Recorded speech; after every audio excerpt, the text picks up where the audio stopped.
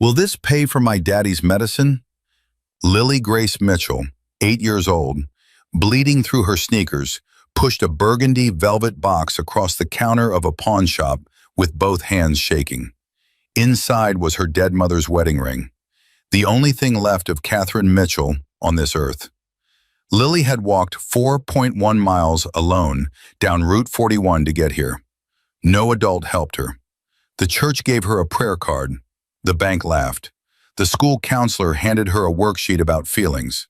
So she took her mama's ring, wrote, "I'm sorry, Mommy," and started walking. She was 8, her father was dying, and the biker standing behind that counter was about to make one phone call that would bring 195 Hells Angels to her door. Thursday night, 11:14 p.m. Lily was supposed to be asleep. She wasn't. She was standing barefoot in the hallway of their apartment at Pinewood Ridge, Building D, Unit 7. The carpet was cold under her toes. The light from her father's bedroom came through the crack under the door, a thin yellow line across the dark floor. And through that door, she could hear her father's voice. Ryan Mitchell was on the phone. "Ma'am, I understand there's a balance, but I've been making payments every month. I sent $300 in August, $250 in September." Lily pressed her back against the wall and held her breath. "No, ma'am, I'm not disputing the charges. I'm asking if there's any way to keep my treatment going while I figure out the money. I have a daughter. She's 8. She already lost her mom. If I stop chemo now..." His voice broke. Lily's fingernails dug into the wallpaper. "You're telling me if I can't pay $9,200 by the 28th, you just stop? You just let me die? That's what you're saying to me right now?" Silence.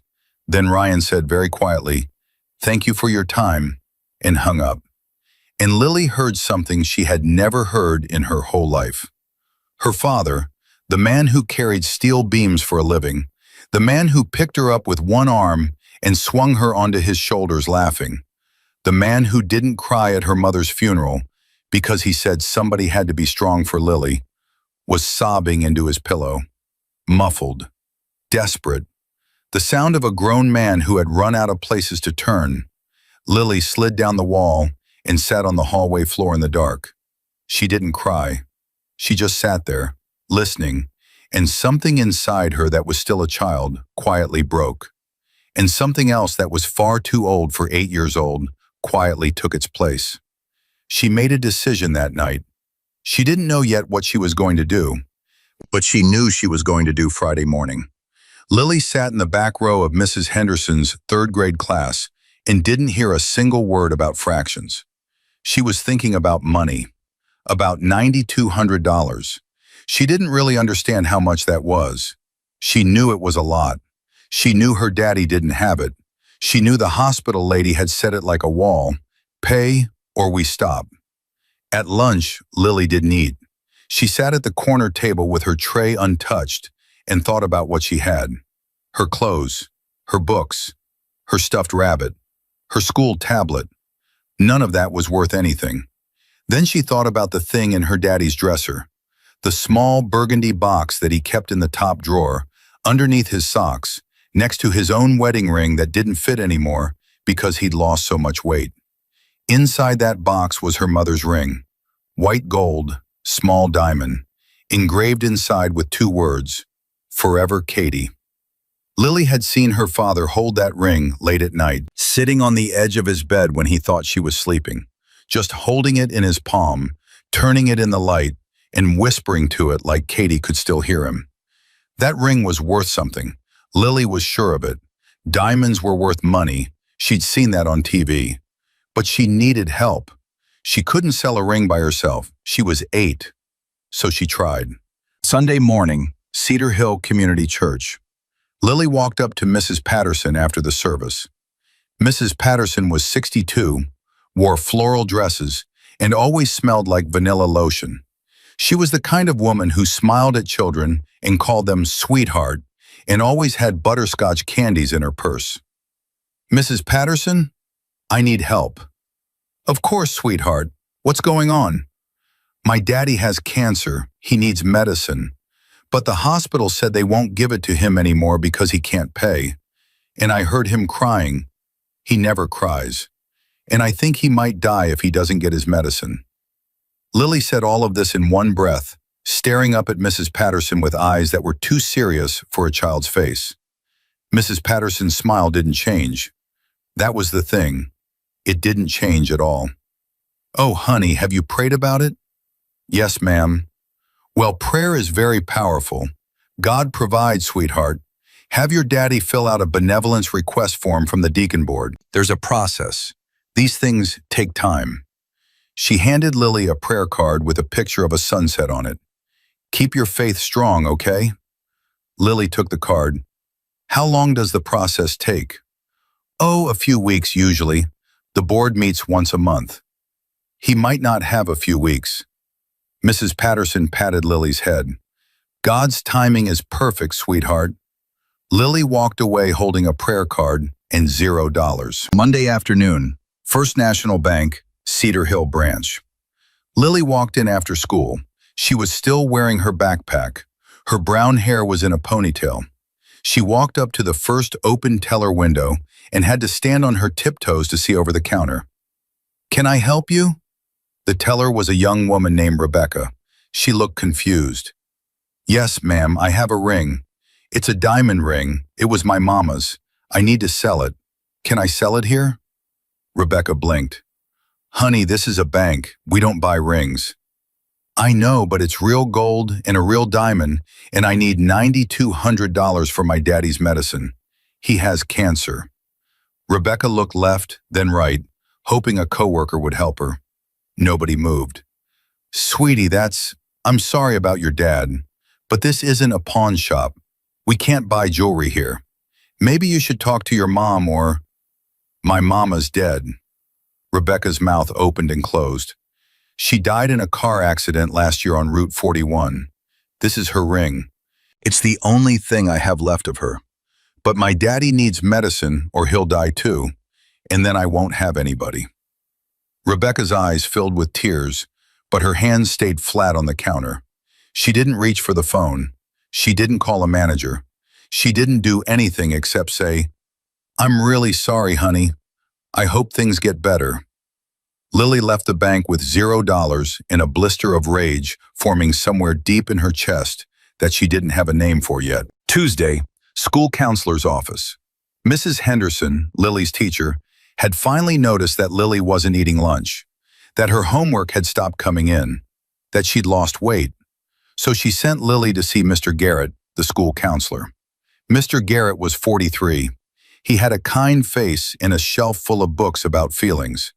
He sat in a chair across from Lily and spoke very softly. "Lily, Mrs. Henderson is a little worried about you. She says you haven't been eating at lunch. Can you tell me what's going on?" "My daddy has cancer, and the hospital won't give him medicine anymore because we can't pay." Mr. Garrett nodded slowly. "That must be very scary." "It is." "And how does that make you feel?" Lily stared at him. "Scared. I just said that." "Right, of course." He reached into his desk and pulled out a worksheet. Lily looked at it. It had cartoon faces on it. Happy, sad, angry, worried, confused. Underneath each face was a blank line. "Sometimes it helps to identify our feelings," Mr. Garrett said gently. "Can you circle the face that matches how you're feeling right now?" Lily looked at the worksheet for a long time. "My daddy is dying," she said, "and you want me to circle a face?" Mr. Garrett shifted in his chair. "I know it seems simple, but emotional vocabulary is important for— Can you give me $9,200? No, I can't do that. Can you call somebody who can help my daddy?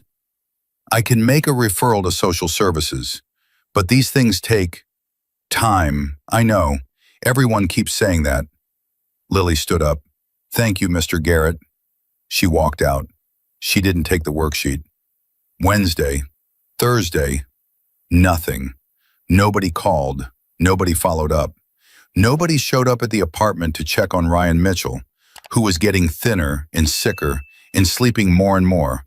who sometimes couldn't walk to the bathroom without holding on to the walls. Every night, Lily stood in the hallway and listened.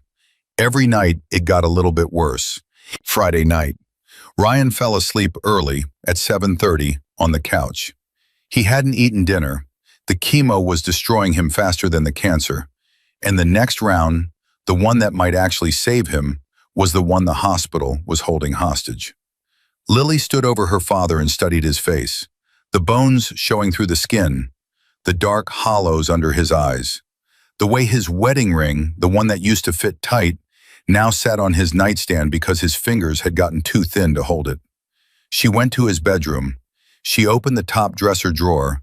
She pushed aside the socks and found the burgundy velvet box. She opened it. There it was, Mom's ring, white gold catching the light, small diamond but real, Forever Katie engraved inside the band. Lily held it up and looked through the diamond, and for just a second she could see her mother's face the way she remembered it, laughing, warm, real. "Mommy," Lily whispered, "I'm sorry, but Daddy needs this more than me right now." She took a piece of paper from her school notebook. She wrote in careful letters, "Mommy, I'm sorry. Daddy needs this more than me. I love you. Lily."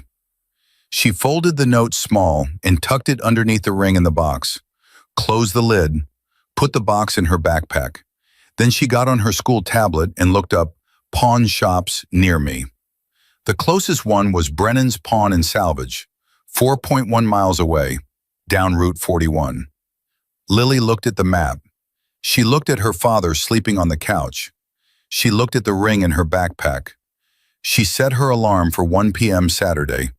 That would give her time. Saturday, 1:07 p.m. Lily put on her sneakers.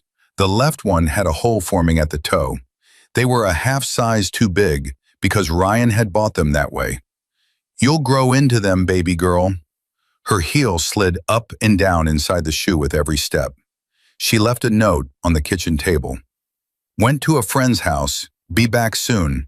Love, Lily." She put her backpack on, ring inside, and she walked out the door. Mile 1 was okay, down Pinewood Ridge Drive, past Mrs. Coleman's apartment. Lily kept her head down, didn't want anyone to see and ask questions. Past the playground where she used to swing with Mom, back when swinging felt like flying, and Mama's hands were the safest thing in the world. Past the elementary school, locked up and empty on a Saturday. Mile 2 got bad. Route 41 didn't have sidewalks in places. Lily walked on the grass shoulder, sneakers soaking through from yesterday's rain. Cars blew past, close enough to push her sideways with wind. A pickup truck honked, and she flinched so hard she nearly fell. Her heel started burning at 2.5 miles. She could feel the skin rubbing raw, the blister forming, hot and sharp. Scuff step, scuff step. Every step was a small fire in her shoe. At the intersection of Route 41 and Cedar Mill Road, the crosswalk signal was broken. Just dead. Cars coming from both directions, no gap long enough for an 8-year-old to cross safely. Lily stood on the curb and waited. And waited. Finally, a gap. She ran. A car horn blared. Someone shouted something she couldn't hear. Her backpack bounced against her spine, and she made it across, breathing hard, hands shaking. She sat down on the curb on the other side, took out the velvet box, and held it in both hands. "Mommy," she whispered, "I'm almost there." She opened the box and looked at the note inside.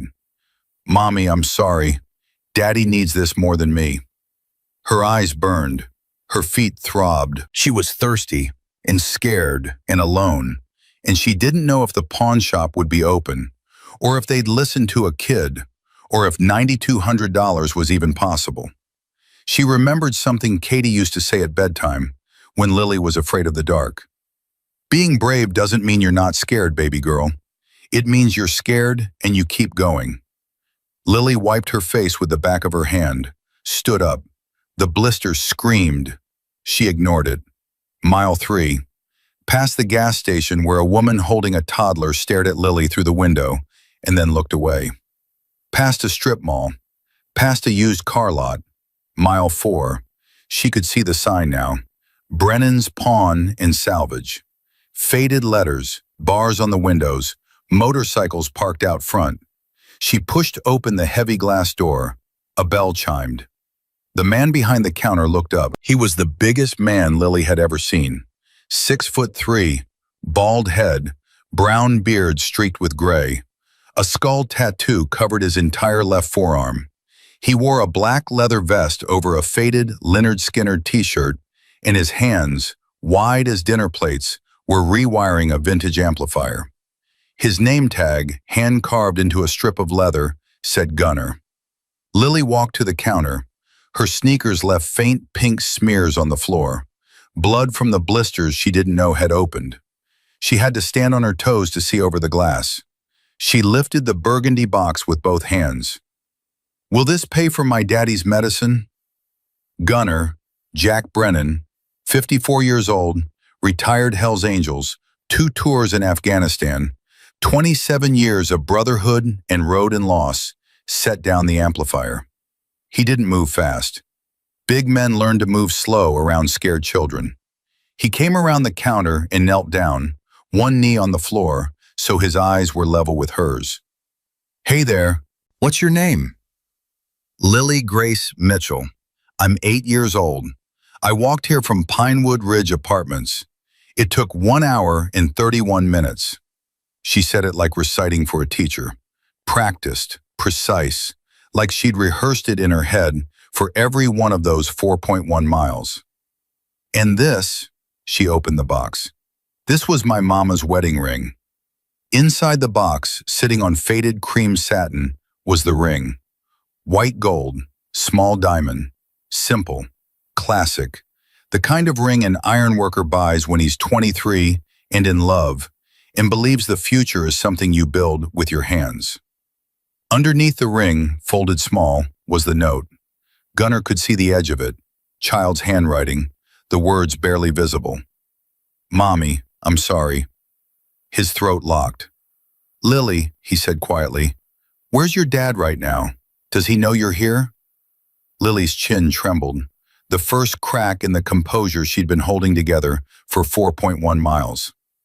"Daddy's at home. He's sleeping. He sleeps all the time now because the medicine makes him so tired. He has cancer." She said the word carefully, like she'd practiced saying it without crying, and was determined not to fail now. The hospital lady called and said he needs to pay $9,200 or they won't give him his medicine anymore. And if he doesn't get his medicine, the cancer wins. And then She stopped. Her jaw tightened. She was 8 years old and she was refusing to say the word die in front of a stranger because saying it might make it real. "I know this ring is worth something," Lily continued, words rushing now, tumbling over each other. "Because Daddy keeps it in a special box in his dresser, and sometimes late at night I hear him talking to it, like Mama can still hear him. It was her ring. She died 16 months ago. Car accident on Route 41. Lily paused, swallowed hard. "And I know you're not supposed to sell things that belong to people who died. I know that. But Mama would want me to save Daddy, right? She would. I know she would. So if I give you the ring, can you give me $9,200? Please." Gunner had been a Hells Angel for 27 years. He'd ridden through 46 states. He'd been in bar fights, held brothers while they bled, buried friends, survived war. He'd seen an IED take 3 men apart in Kandahar. He'd held his best friend's hand in a VA hospital while cancer ate him from the inside. Nothing had ever hit him like this child asking if her dead mother's wedding ring could buy her dying father more time. "How'd you get here, Lily?" "I walked." She said it like it was obvious, like it was what you did, like 4 miles alone on a highway at 8 years old was simply the next logical step when every adult in your life had said, "Not my problem." From Pinewood Ridge? Building D, Unit 7, by Cedar Hill Elementary. Gunner knew exactly where that was.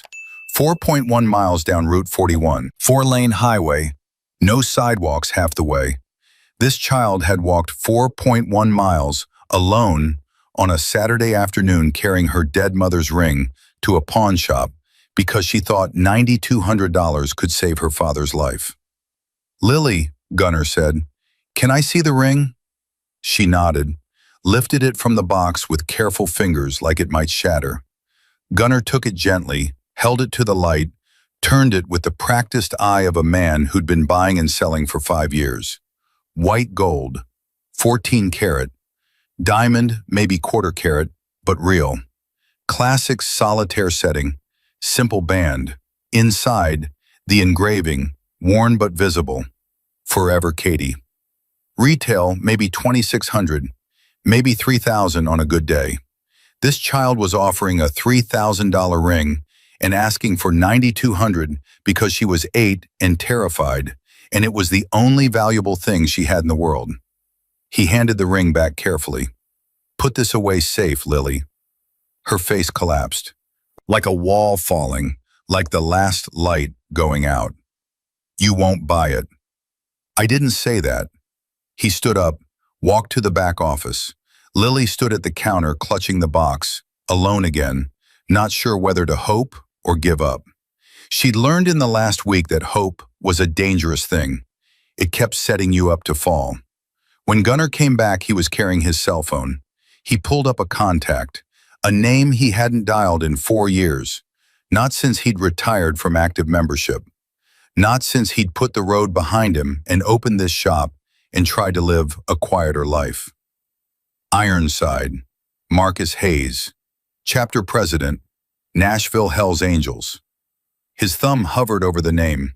He looked at Lily, 8 years old, brown hair falling out of a lopsided ponytail, wearing her dead mother's marathon shirt, bleeding inside her shoes, holding a velvet box that contained everything she had left of the woman who'd taught her what brave meant. Gunnar pressed call. It connected on the second ring. "Marcus, it's Jack." "Gunnar?" A pause, surprised. "Been a long time, brother. What's going on?" "I need you to listen to me carefully. I'm standing in my shop right now looking at an 8-year-old girl named Lily, who just walked 4.1 miles alone down Route 41 to sell her dead mother's wedding ring. Her father has stage 3 cancer. Cedar Hill Regional is threatening to cut off his chemotherapy if he can't pay $9,200 by the 28th. This little girl is standing here holding her mama's ring, asking me if it'll pay for her daddy's medicine." Silence on the line. Dead silence. 5 seconds. 10. Then Ironside's voice, low and hard. "You're serious." "Dead serious, Marcus." "The father's name?" "Ryan Mitchell, Cedar Hill Regional Medical Center, Oncology Department." "How many brothers you need?" "Every single one who can ride. Every chapter you can reach." "This is what we do, Marcus. This is exactly what we do." Another pause, shorter this time. "Give me 90 minutes. Where's the hospital?" "Cedar Hill Regional, but come to the apartments first. Pinewood Ridge. I'm taking the girl home now." "We're coming, Jack. Tell that little girl help is on the way." The line went dead. Gunnar put the phone down. He looked at Lily. "Put your mama's ring away, sweetheart. You're not selling it today." "But I need the money. Daddy needs—" "Your daddy needs help, and help is coming." "What do you mean?" Gunnar knelt down one more time, eye level. He'd learned a long time ago that the most important conversations happen when you're willing to get low enough to look a child in the eyes. "Lily, I'm going to close my shop and drive you home. And when we get there, I'm going to talk to your dad. And then some friends of mine are going to come. A lot of friends. And they're going to help. But I need you to trust me. Can you do that?"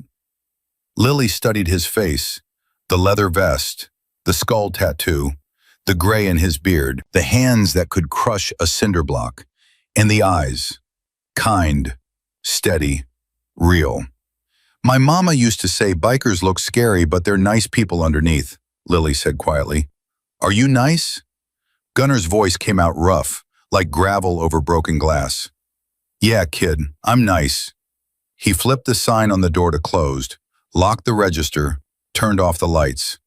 Lily held her backpack against her chest, the ring safe inside, and followed the biggest, scariest-looking man she'd ever met to his pickup truck, because every gentle person in her life had turned her away, and the one covered in skulls and leather was the first one who said, "I believe you."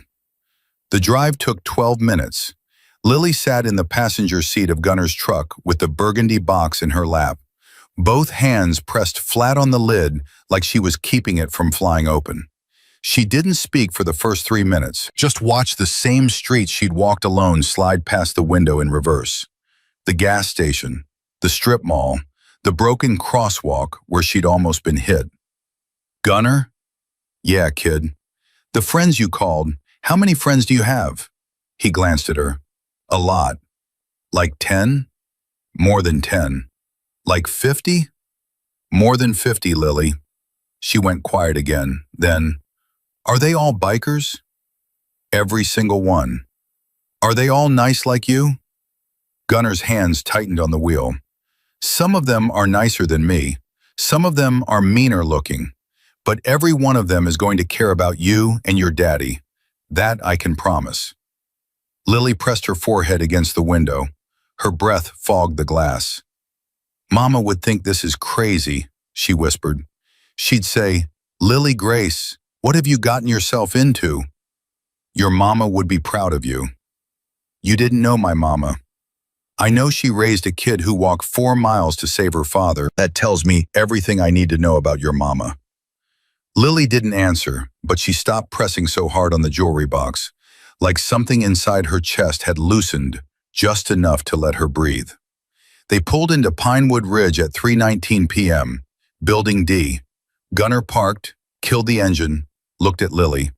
"Your daddy's going to be upset, not at you, at the situation. You understand that?" "I know. He might yell, he might cry. But none of that is because you did something wrong. You did something brave. There's a difference." "Okay. Stay behind me when I knock.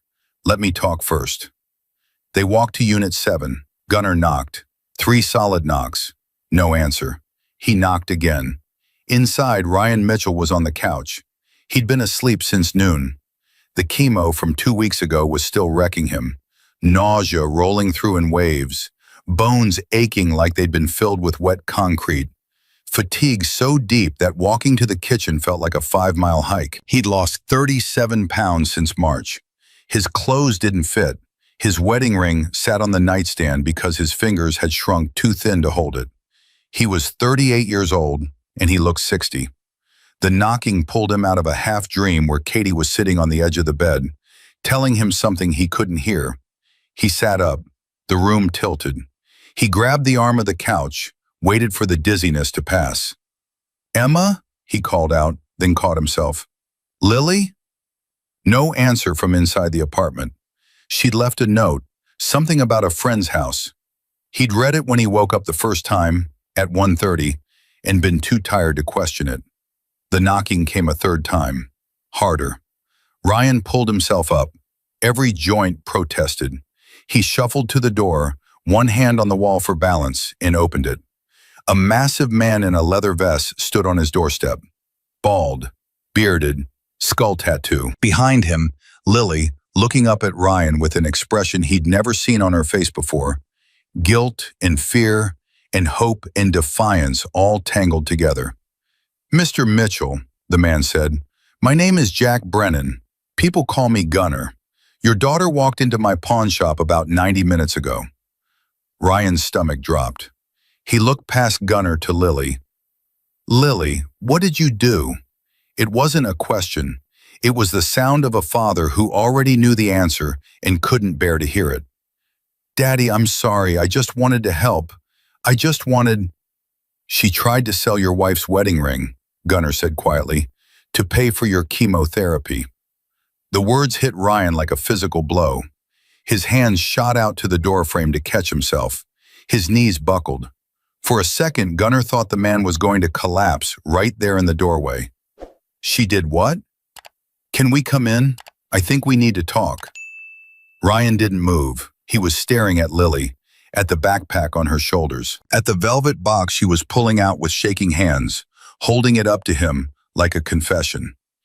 Daddy, I heard you on the phone Thursday night. I heard the lady say they'd stop your medicine. I heard you crying. You never cry. And I thought if I could sell Mama's ring, you could pay them and you wouldn't. She couldn't finish.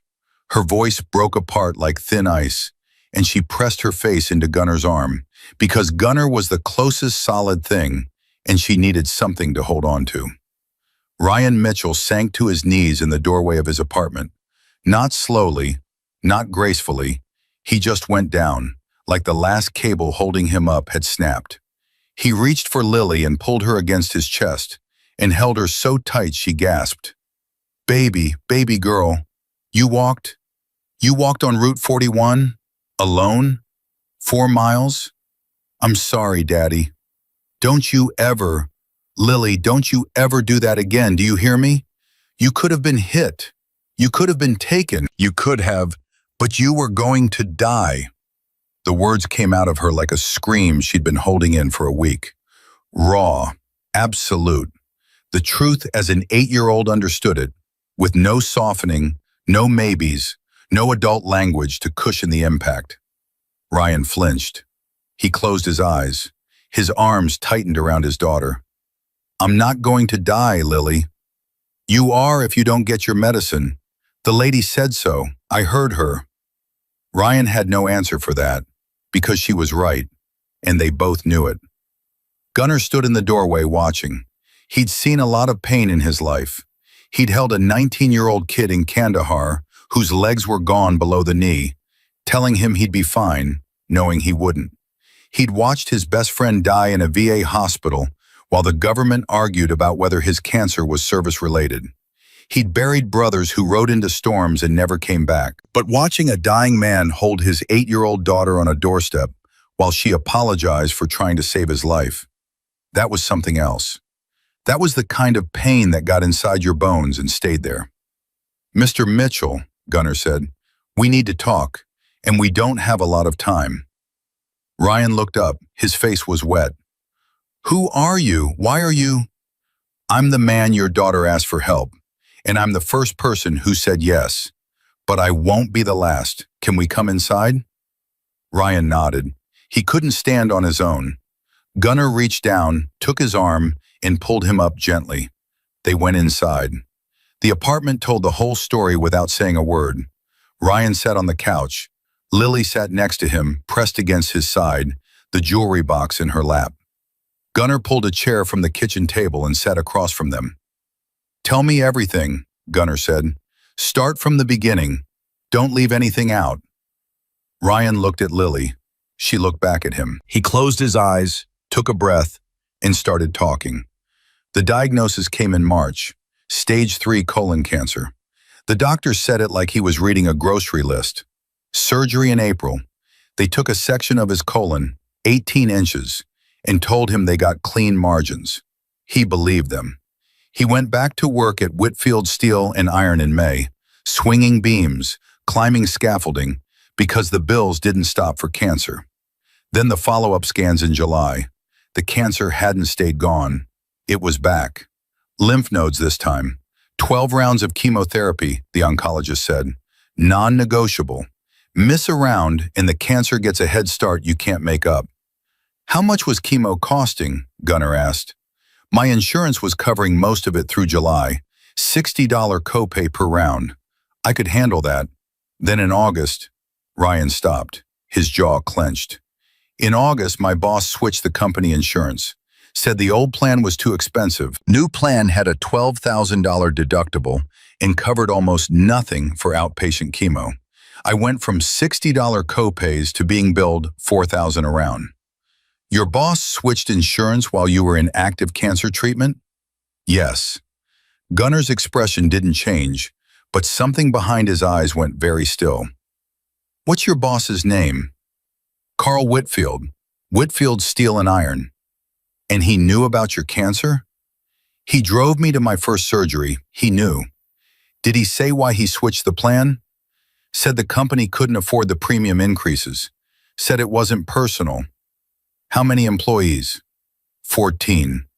Did any of them have major medical claims going at the time? Ryan looked at him. Just me. Gunnar nodded slowly. What happened to your hours? He started cutting them in August. I was at 40 a week. He dropped me to 30, then 25, then 18. Said I was unreliable. Said I was missing too much time. You were missing time because of chemo. Yes. Did you ever miss a day that wasn't a treatment day? No, not once. I worked every day I wasn't in the infusion chair. Even days when I was vomiting in the porta-john on the job site. Even days when I couldn't lift my arms above my shoulders. I showed up. Every single time. And he cut your hours anyway. He cut them until my benefits changed. Until I lost real coverage. And the hospital bills started piling up. $27,400. That's what I owe. The $9,200, that's just what's past due. That's the number they said I had to pay to keep my treatment going. Gunnar leaned forward. Ryan, has anyone at that hospital talked to you about charity care? Financial hardship programs? Anything like that? Ryan shook his head. They gave me a payment plan option, $850 a month for 30 months. I make $1,800 a month gross. Where am I supposed to find $850? So they offered you a payment plan that was almost half your income. Yes. And when you couldn't pay that, they threatened to stop your treatment. Yes. Gunnar sat back. He rubbed his face with both hands. Then he looked at Lily. She was watching him, those blue eyes locked on his face like he was the only solid ground left in a world that kept shifting. Lily, he said, remember I told you help was coming? Yes. It's almost here. He pulled out his phone and checked the time. 3:47 p.m. Ironside had said 90 minutes. That was 31 minutes ago. 59 minutes left. Ryan, I need you to listen to me. I made a phone call before I drove Lily home. I called a man named Marcus Hayes. People call him Ironside.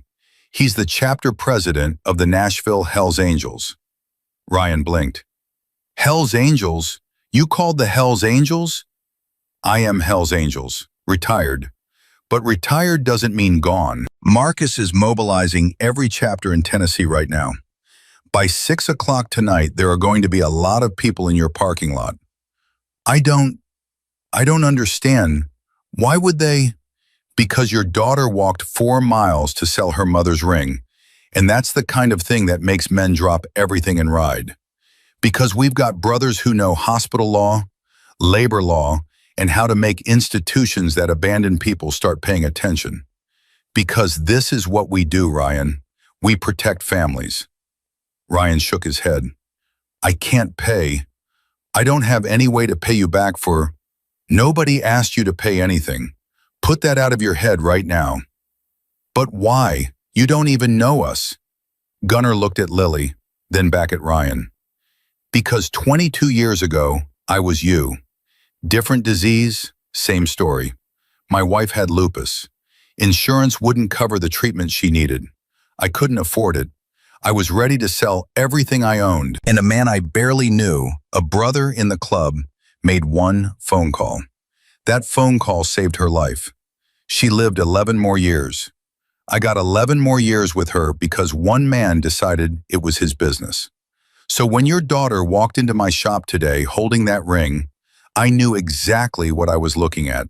I was looking at myself 22 years ago. And I'll be damned if I'm going to be the next person who tells this child no. Ryan stared at him.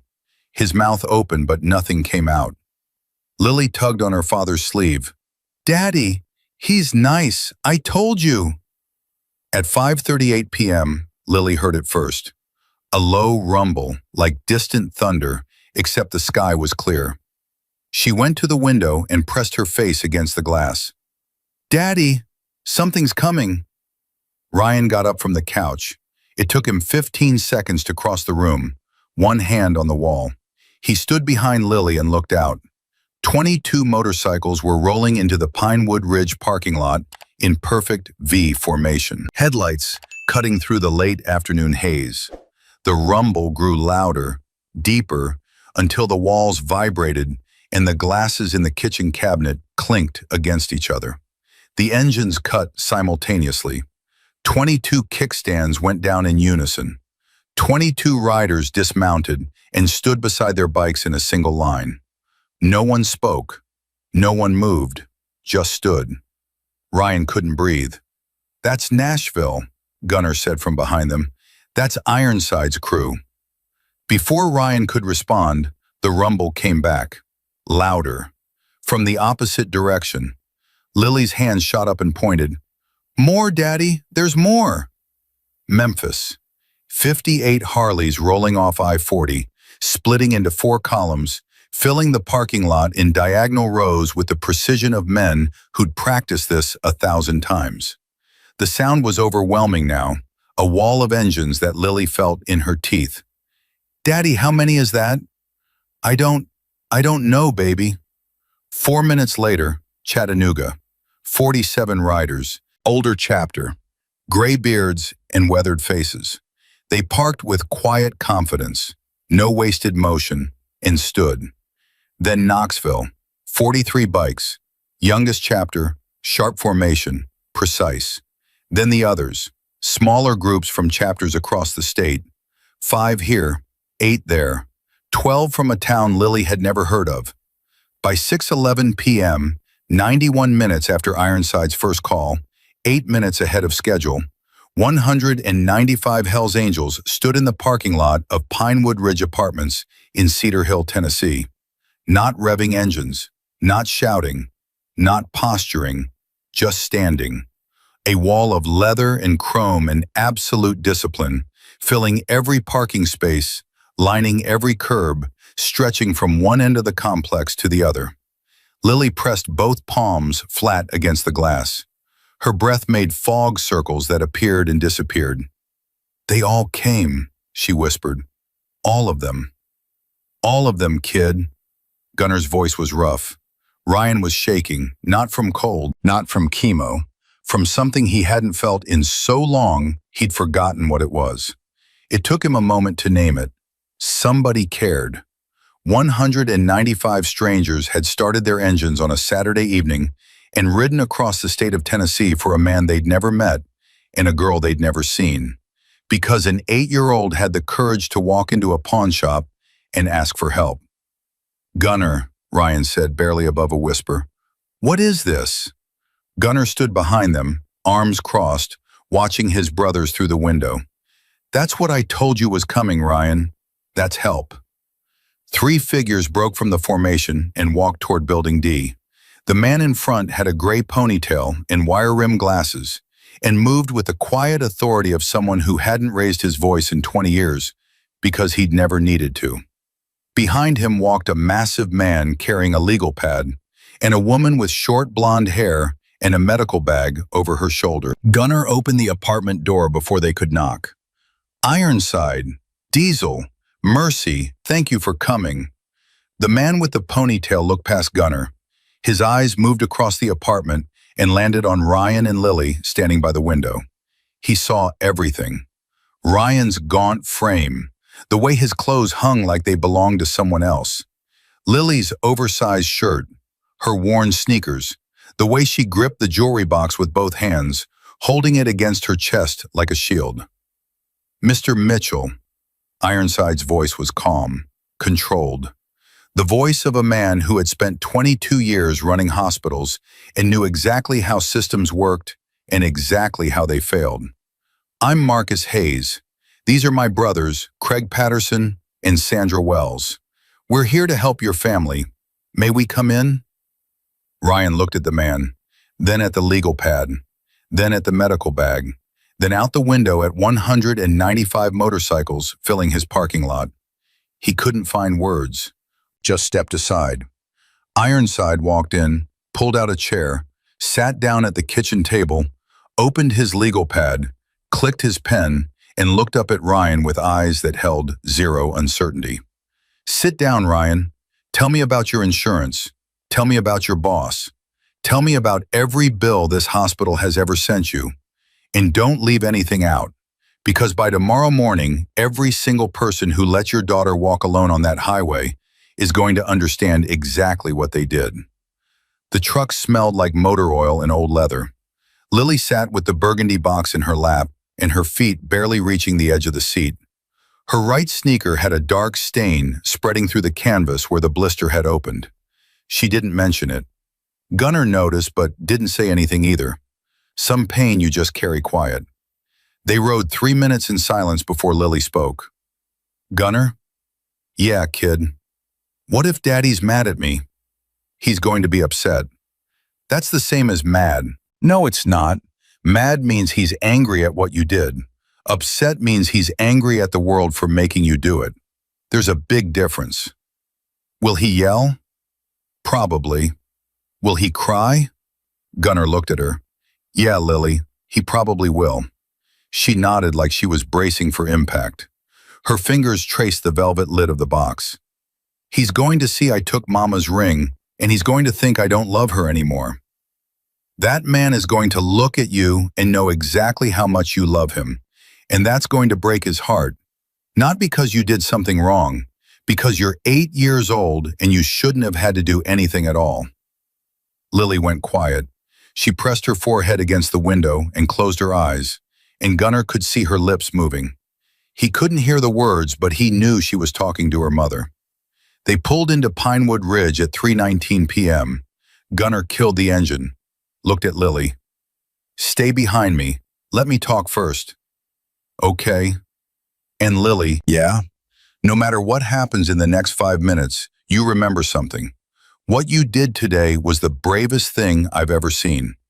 And I've been to war. They walked to Building D, Unit 7. Gunnar knocked 3 times. No answer. He knocked again, harder. Inside, Ryan Mitchell was crawling out of a dream. Katie had been sitting on the bed, saying something about Lily, something urgent, and he'd been reaching for her hand, but she kept pulling further away. The knocking dragged him back. He sat up on the couch and the room swam and his stomach rolled, and for a moment, he thought he was going to be sick right there. Lily, he called out. Nothing. The apartment was empty. He remembered the note. Friend's house. Be back soon. Third knock. Insistent. Ryan grabbed the arm of the couch and hauled himself up. 38 years old. Felt like 80. He shuffled to the door, opened it, and his brain couldn't make sense of what he was seeing. A man the size of a refrigerator in a leather vest with a skull tattooed on his forearm. And behind him, half hidden, Lily, holding her backpack against her chest, eyes wide. Mr. Mitchell, my name is Jack Brennan. People call me Gunnar. Your daughter walked into my pawn shop about 90 minutes ago. Ryan's hand found the doorframe. His eyes locked onto Lily. Lily Grace Mitchell, what did you do? Her chin was already trembling. Daddy, I'm sorry, She tried to sell your wife's wedding ring, Gunnar said, to pay for your chemotherapy. Ryan didn't stagger. He didn't sway. He just stopped. Everything stopped. His lungs stopped pulling air. His heart stopped for one beat that felt like a year. His brain stopped processing everything except 6 words. Sell your wife's wedding ring. She did what? Daddy, I heard you on the phone Thursday night. I heard the lady say they'd stop your medicine. I heard you crying after. You never cry. And I thought if I could sell Mama's ring, you could pay the hospital, and you wouldn't have to. You walked on Route 41? Alone? Lily, that's 4 miles on a highway. Do you understand? Do you have any idea? I know, Daddy. You could have been killed. A truck could have. Someone could have. Lily!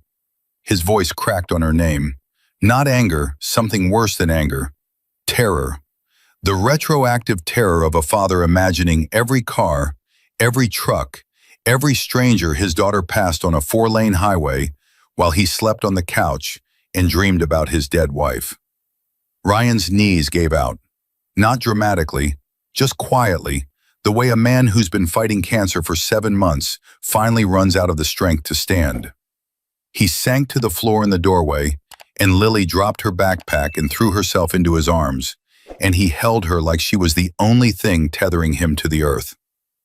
"Don't ever do that again," he whispered into her hair. Promise me, Lily." "But Daddy, you are going to die." "I don't care." "I care. I already lost Mama. I can't lose you too. I can't. I won't." "Baby girl." "No." She pulled back and looked him in the face, and her eyes were fierce and wet and absolutely certain. "You don't get to die, Daddy. You don't get to leave me. I won't let you." Ryan Mitchell broke. Not the quiet, muffled in a pillow breaking he'd done Thursday night. This was open, raw, the kind of crying that comes from a place so deep you didn't know it existed until it cracked open. He held his daughter on the floor of his apartment doorway and sobbed while a stranger in a leather vest stood over them both and let it happen, because some moments you don't interrupt. You just witness. Gunnar gave them 2 minutes, then he knelt down. "Ryan, we need to go inside. We don't have a lot of time." Ryan looked up. His face was wrecked. "Who are you?" "I'm the guy your daughter asked for help, and I'm the first person who said yes. Now I need you to get up, get inside, and tell me everything. Can you do that?" Ryan nodded. He tried to stand and couldn't. Gunnar took his arm and lifted him like he weighed nothing and walked him to the couch. Lily followed, clutching the jewelry box. "Tell me about the cancer," Gunnar said. "When did it start?" "March. Stage 3 colon cancer. Surgery in April. They told me they got it all. But they didn't. Came back in July. Lymph nodes. Doctor said 12 rounds of chemo, non-negotiable." "What round are you on?" "Finished 8. Round 9 is October 28th, 6 days away. That's the one they're threatening to cancel." "How much total do you owe the hospital?"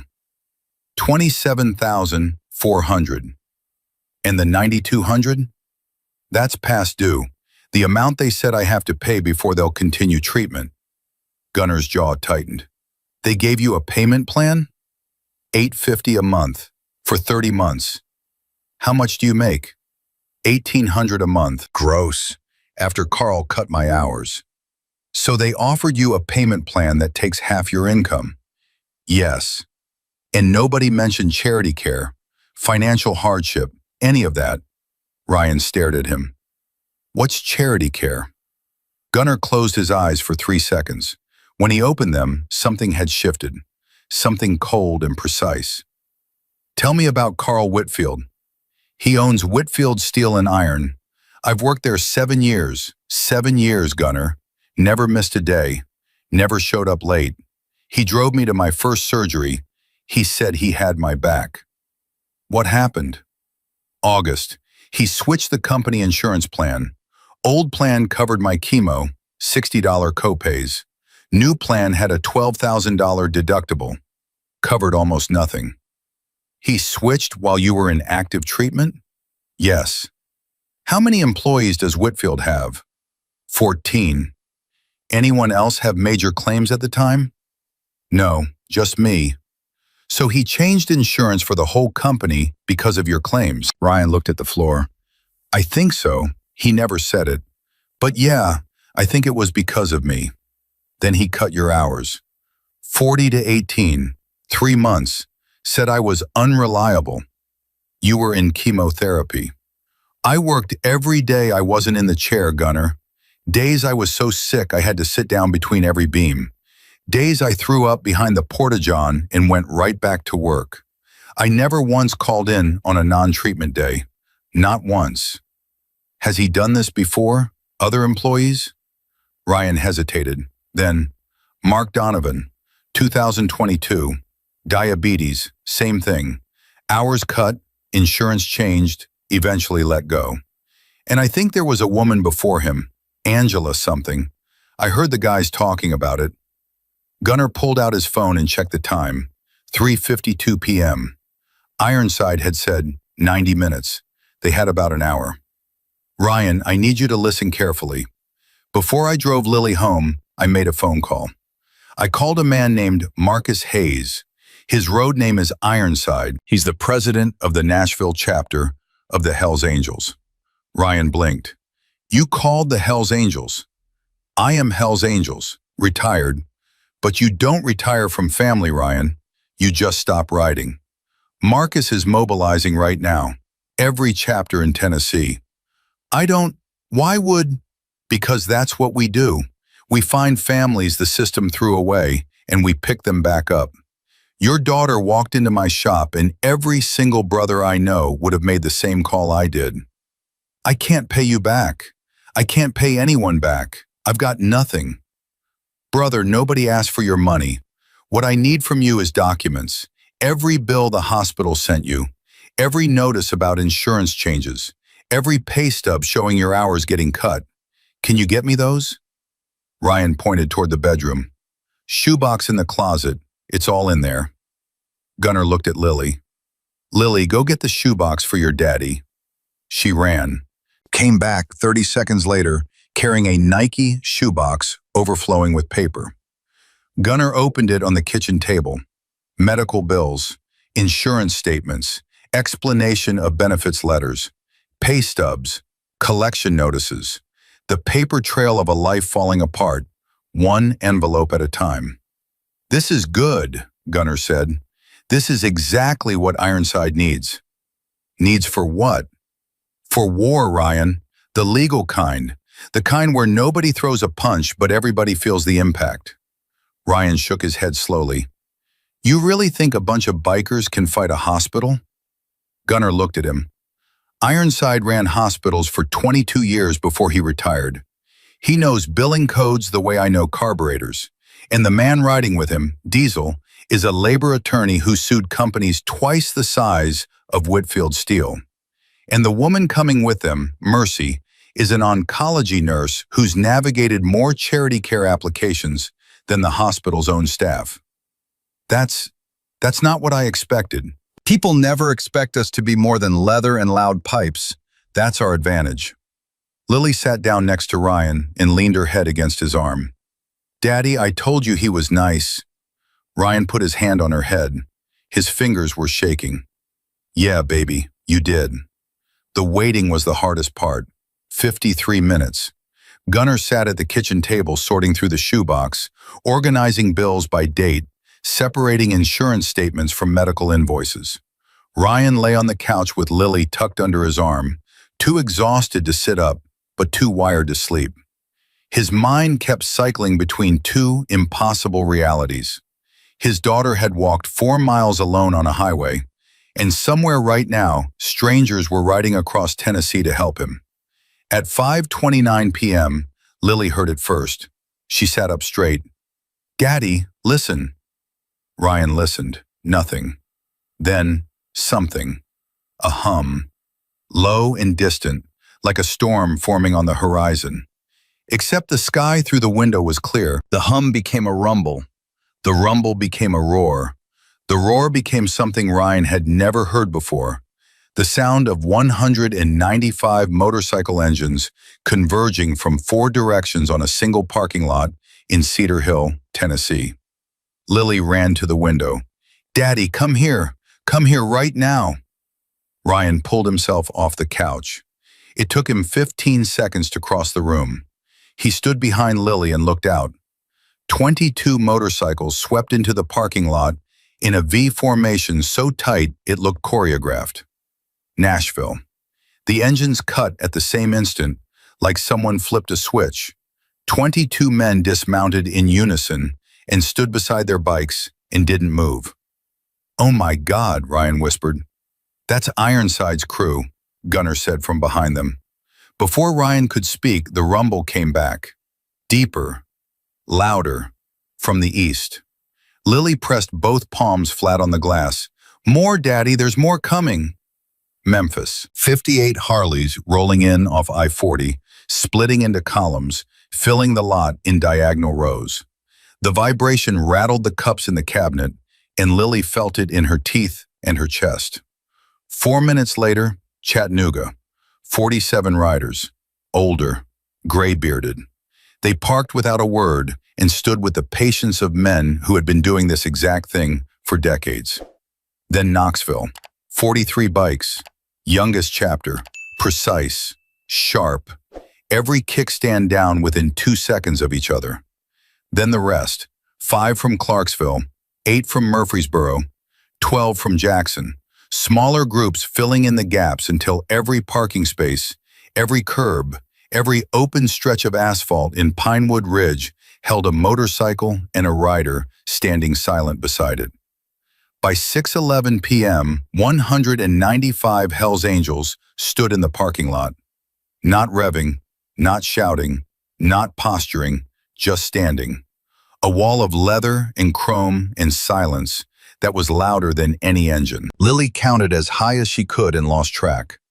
Her breath made fog circles on the glass that appeared and disappeared. "Daddy, how many?" Ryan couldn't answer. His hand was on the window and his lips were moving, but nothing came out. 195, Gunner said. "Every chapter in Tennessee." "They don't even know me," Ryan whispered. "They've never met me." "They know Lily. They know what she did. That's enough." Lily turned from the window and looked up at her father. "They came, Daddy. I asked for help and they came." Ryan pulled her against him. He was shaking, not from chemo, not from cold, from something he'd forgotten existed, something that felt like a hand reaching down into a hole he'd been falling through for 7 months and finally catching him. 3 figures separated from the formation and walked toward Building D. The one in front moved with the calm authority of a man who'd spent his whole life walking into rooms where he wasn't expected and leaving them changed. Behind him, a man built like a defensive lineman carried a legal pad. Beside him, a woman with short blonde hair carried a medical bag. Gunner opened the door before they knocked. Ironside, Diesel, Mercy. The man with the gray ponytail and wire-rimmed glasses stepped inside. His eyes swept the apartment in 2 seconds and read everything.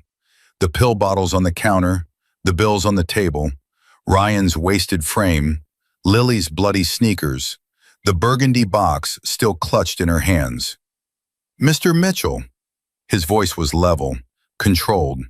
The voice of a man who had administered hospitals for 22 years and knew exactly where the bodies were buried. "I'm Marcus Hayes. These are Craig Patterson and Sandra Wells. We drove a long way to meet you and your daughter. May I sit down?" Ryan nodded. He didn't trust his voice. Ironside sat at the kitchen table, opened his legal pad, clicked his pen, looked up at Ryan with eyes that held no warmth and no hesitation and absolute certainty about what was going to happen next. "Sit down, Ryan. I need every document, every bill, every pay stub, every conversation you remember. Don't skip anything. Don't summarize. I want dates, names, and dollar amounts." "What are you going to do?" Ironside glanced at the window, at the 195 brothers standing in the parking lot below, then back at Ryan. "Tomorrow morning, every person who made your daughter walk alone on that highway is going to answer for it. The hospital, your boss, every single one. Now start talking. We've got work to do." Ironside worked fast. He didn't waste words and he didn't waste time. While Ryan talked, Ironside's pen moved across the legal pad in tight, precise lines, filling pages with dates, names, dollar amounts, and notes in a shorthand only he could read. 22 years running hospitals had taught him exactly where the cracks were in every system. He knew which cracks were accidents and which ones were designed. Diesel sat beside him, a second legal pad open, focused on a different angle entirely. Mercy had Ryan's arm in her hands, checking his pulse, studying the port scar on his chest where the IV went in, asking questions about his medication schedule that Ryan didn't even know the answers to. "When was your last CBC?" Mercy asked. "My last what?" "Complete blood count. They should be running it before every round." "I don't know. They take blood every time I go in." "Do they give you the results?" "No, they just say it looks okay." Mercy's mouth tightened. She didn't say anything, but she wrote something in her notebook and underlined it twice. Ironside finished with the insurance documents first. He held up one sheet and turned it toward Ryan. This letter right here, August 14th, from Whitfield Steel and Iron. It says your employer is transitioning to a new health plan effective September 1st. Did you sign anything agreeing to this change? I don't remember signing anything. Did they offer you COBRA continuation? Any option to keep your old plan? No, Carl just said the company was switching. He said it'd be about the same. It's not about the same. Your old plan had a $1,500 deductible and 80% coverage on outpatient chemo. Your new plan has a $12,000 deductible and covers 40% after that. For someone in active cancer treatment, that's the difference between surviving and bankruptcy. Diesel looked up. Did any other employee have a major claim on the old plan? Not that I know of. Diesel wrote 3 words on his pad and showed it to Ironside. Ironside nodded once. Ryan, I'm going to ask you something, and I need an honest answer. Did Carl Whitfield ever say, directly or indirectly, that your cancer was the reason for any of these changes? He never said it outright, but in September, when he first cut my hours, he pulled me aside and said something like, he said, Ryan, I want to keep you on, but the company's taking a hit on premiums because of your situation. He called it my situation. Diesel's pen stopped moving. He said that, those words. Yes. In front of anyone? Danny Cruz was standing about 10 feet away, our foreman. I don't know if he heard. I'll find out. Diesel made a note. What about Mark Donovan, the employee with diabetes in 2022? Mark worked there 5 years, good worker. When his kidneys started going, he needed dialysis twice a week. Carl cut his hours same as mine. Mark couldn't afford to stay. He quit in January 2023. He quit or he was forced out? What's the difference when you can't pay your rent? Diesel and Ironside exchanged another look. Pattern. 3 employees, 3 medical conditions, 3 identical responses from Carl Whitfield. Cut hours, downgrade insurance, squeeze until they break. Ironside closed his legal pad. I've got what I need on the employer, now the hospital. He pulled the stack of medical bills toward him and started reading. His eyes moved fast, scanning line by line, occasionally stopping to make a note. Ryan, who told you about the 9200? A woman from billing, called last Tuesday. She give you her name? Susan something, Susan Park. She said the account was past due and they needed payment before my next round. Did she mention any financial assistance options?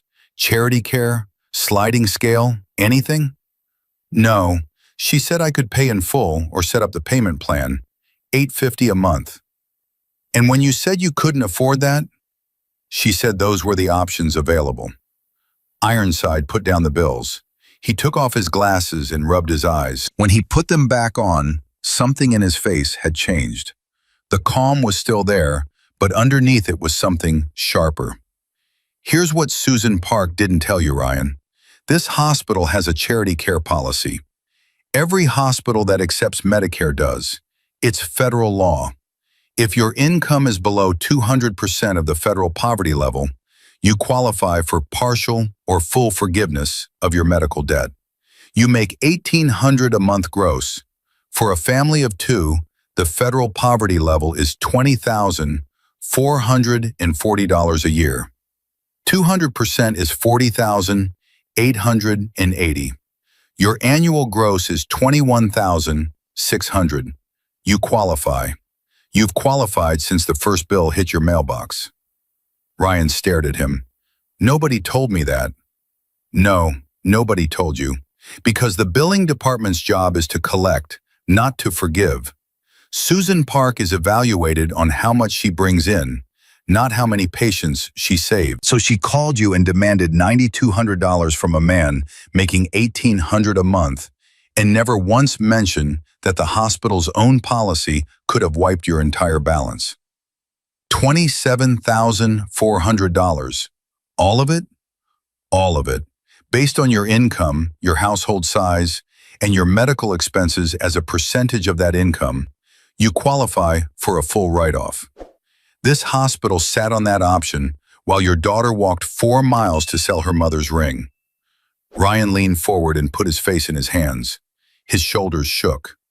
Lily climbed onto the couch next to him and wrapped her arm around his back and held on. Ironside gave him 30 seconds. Then, "I'm going to the hospital now. Diesel's going to handle Whitfield. Mercy, I need you to stay here. Get Ryan's full medical history. Make sure he's stable for round 9 on Tuesday." "He's malnourished," Mercy said flatly. "He's dehydrated. His blood pressure is low. He needs to eat and drink before Tuesday, or the chemo will hit him harder than it needs to." "Can you handle that?" "I've been handling that for 30 years. Ironside stood up, looked at Ryan. "I need you to do one thing for me. I need you to stay in this apartment, eat whatever Mercy puts in front of you, and trust that when I walk out that door, I'm going to fix this." "How do I know you will?" "Because there are 195 people in your parking lot who drove here on a Saturday night for you and your daughter. That's not a promise, that's a fact." He walked to the door, stopped, turned back to Lily. "Lily, you still have your mama's ring?" She held up the box. "Yes, sir." "Good, don't let it go. You're not selling it, not today, not ever." He walked out. Diesel followed. The door closed behind them. 53 of the brothers were already at Cedar Hill Regional Medical Center when Ironside arrived. They'd ridden ahead an hour ago, parked in the visitor lot, dismounted, and stood. Not blocking the entrance, not threatening anyone, just standing in a line that stretched from one end of the lot to the other. Leather vests, arms crossed, silent. Patients coming in for evening appointments slowed down and stared. A woman in scrubs stepped outside, looked at the line, and went back in. Security called the front desk. The front desk called administration. Administration called the police. 2 Ashland County cruisers pulled in at 6:34 p.m. Officer James Redding stepped out, hand near his belt, and approached the nearest group. "Folks, I need to know what's happening here." An older brother, 60-something, white beard, calm eyes, spoke without uncrossing his arms. "Waiting for our brother to finish a meeting inside, not blocking anything, not threatening anyone. You're making patients nervous. Hospitals that threaten to stop cancer treatment over money should make everyone nervous. We're just standing here, officer." Redding studied the line. No weapons, no aggression, no noise, just presence. "How long you planning to stay?" "Long as it takes." Redding called for backup. 4 more cruisers showed up. 6 officers formed a perimeter, watching bikers who watched the hospital. Standoff without a single raised voice. Inside, Ironside walked into the administration office at 6:41 p.m. He wore his leather vest. He carried his legal pad. He asked the receptionist for Barbara Collins, hospital administrator, and Susan Park, billing director. "Do you have an appointment?" "No, ma'am, but Miss Collins is going to want to see me. Tell her it's about David, about Ryan Mitchell, oncology patient, and tell her there are 53 people in her parking lot who are very interested in how this conversation goes." The receptionist made a call. 4 minutes later, Ironside was sitting in Barbara Collins' office, across from Collins, Susan Park, and Dr. Alan Crawford, head of oncology. Ironside didn't introduce himself with pleasantries. He opened his legal pad and started. "Ryan Mitchell, stage 3 colon cancer. 8 rounds of chemo completed. Round 9 scheduled October 28th. Outstanding balance $27,400. Your billing department contacted him last Tuesday and informed him that treatment would be suspended unless he paid $9,200 by the 28th. Your payment plan offer was $850 a month on a gross income of $1,800. That's 47% of his income. Is any of this incorrect?" Collins looked at Park. Park looked at her hands. "I'll take that as a yes," Ironside said. "Now let me tell you what happened because of that phone call. Mr. Mitchell's 8-year-old daughter overheard him crying after your billing department told him he'd die without payment. That child took her dead mother's wedding ring from the dresser, walked 4.1 miles alone down Route 41, and tried to sell it at a pawn shop to raise $9,200. Dr. Crawford closed his eyes. She walked past a church that told her to pray, past a bank that said they don't buy rings, past a school counselor who gave her a feelings worksheet. She walked on a highway with no sidewalks. She crossed an intersection with a broken crosswalk signal. She arrived with blisters that had bled through her shoes. She is 8 years old.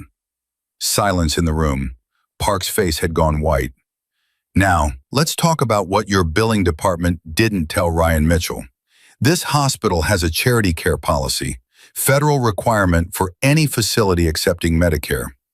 Ryan Mitchell's income places him well below 200% of the federal poverty level. His medical expenses exceed 35% of his annual income. He qualifies for full forgiveness of his balance. Your staff never mentioned it, not once, not on the phone, not in any letter, not in any conversation. Our billing representatives follow established protocols, Park said quietly. Your established protocols nearly killed a man and put his child on a highway alone. I spent 22 years in hospital administration, Ms. Park. I know exactly what your protocols are designed to do. They're designed to collect first and screen later. And in Ryan Mitchell's case, the screening never happened. Collins spoke for the first time. What do you want, Mr. Hayes? 3 things. 1. Ryan Mitchell keeps his October 28th chemotherapy appointment. No conditions, no delays. 2. You retroactively apply charity care to his entire balance. All $27,400 written off tonight. 3. You implement same-day charity care screening for every patient who reports financial hardship, so the next father doesn't have to choose between medicine and a funeral. I can't authorize a full write-off without board review. Yes, you can. Section 7.4 of your own charity care policy gives the administrator emergency authorization for individual cases meeting hardship criteria. I read your policy on the drive over. It's on your website. Collins stared at him. You read our charity care policy. I also read your last 3 annual reports. This hospital has a $52 million endowment. You can absorb $27,400 without blinking. The question isn't whether you can afford to forgive it. The question is whether you can afford the story that runs Monday morning about how Cedar Hill Regional threatened to let a cancer patient die while his 8-year-old daughter walked a highway alone, selling her mother's ring. That sounds like a threat. It's arithmetic, Miss Collins. $27,000 versus your reputation. I know which number is bigger. Dr. Crawford spoke. Barbara, approve it. Collins looked at him. Alan, approve it. This man qualifies. We should have caught it months ago. This is on us. Collins sat still for 10 seconds. Then she turned to Park. Pull Ryan Mitchell's account. Run the charity care screening. Tonight. It's after hours. The system. Tonight, Susan. Park stood up and left the room without looking at Ironside. It took 2 hours and 41 minutes. Ironside sat in the waiting area and didn't move. At 9:22 p.m., Collins came out holding a single sheet of paper. Ryan Mitchell's balance of $27,400 has been written off under charity care. His treatment schedule is fully restored. Round 9 will proceed as planned on October 28th. Ironside took the paper, read it line by line, folded it, and put it in his vest pocket. Thank you, Miss Collins. Mr. Hayes, that little girl, is she okay? She's 8 years old and she tried to sell her dead mother's wedding ring to save her father's life. She'll carry that with her for the rest of her life. Whether she's okay depends on what happens next. He walked out of the hospital into the parking lot where 53 brothers stood waiting in the dark. He held up one hand, thumbs up.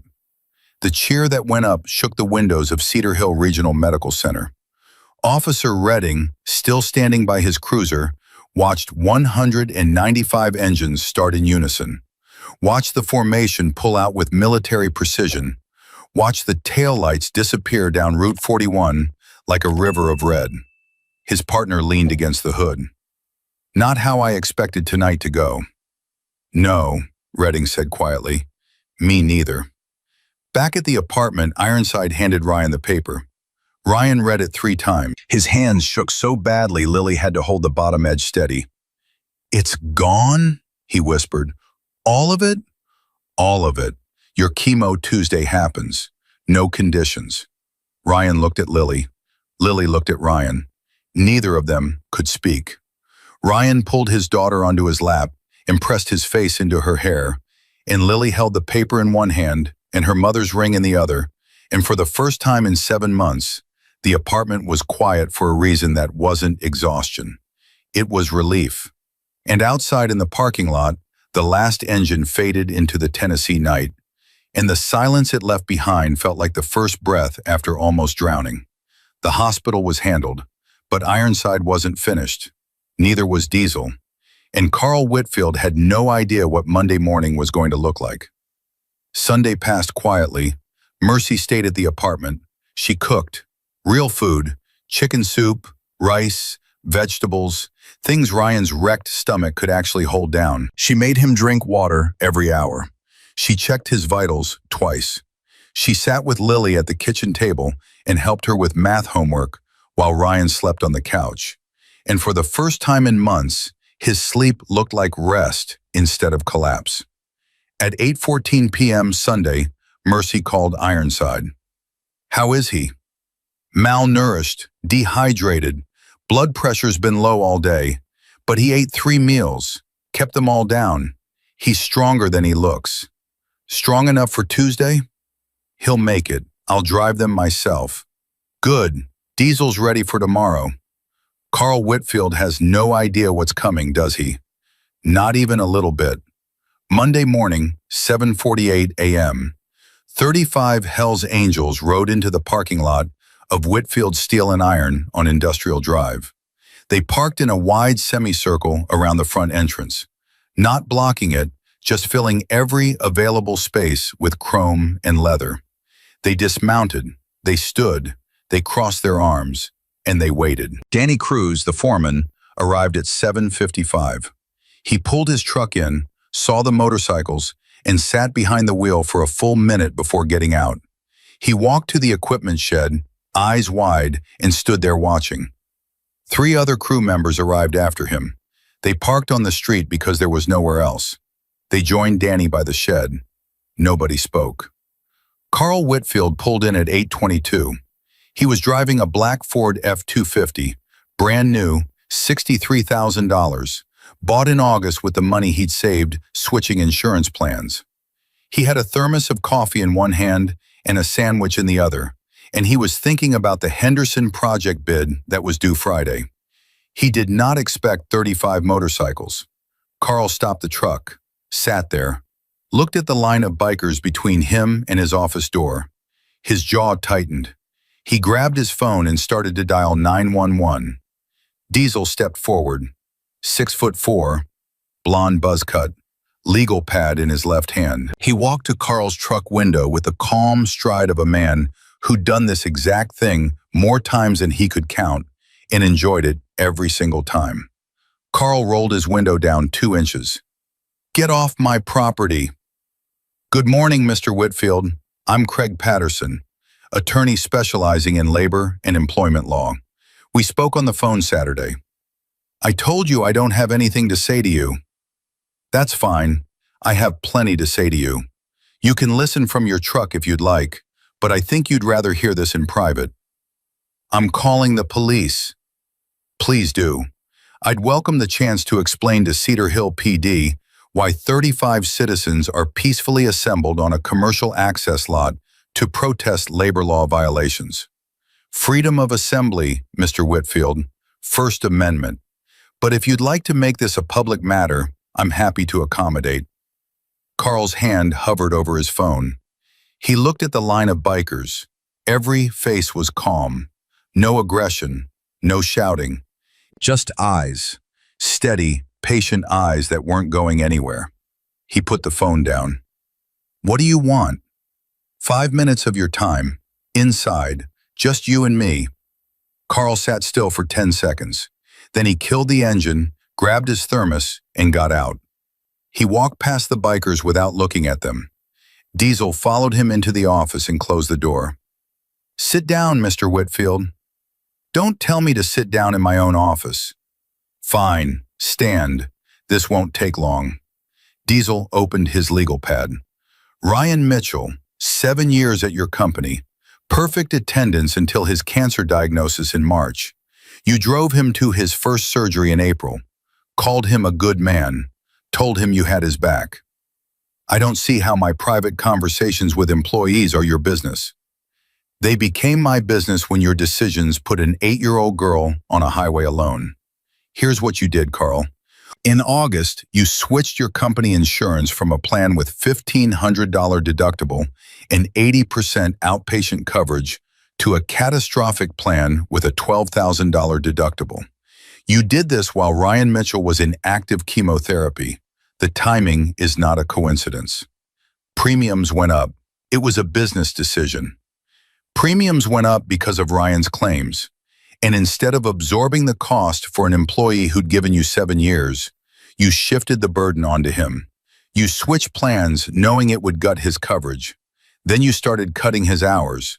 40 to 30 in August, 30 to 25 in September, 25 to 18 in October.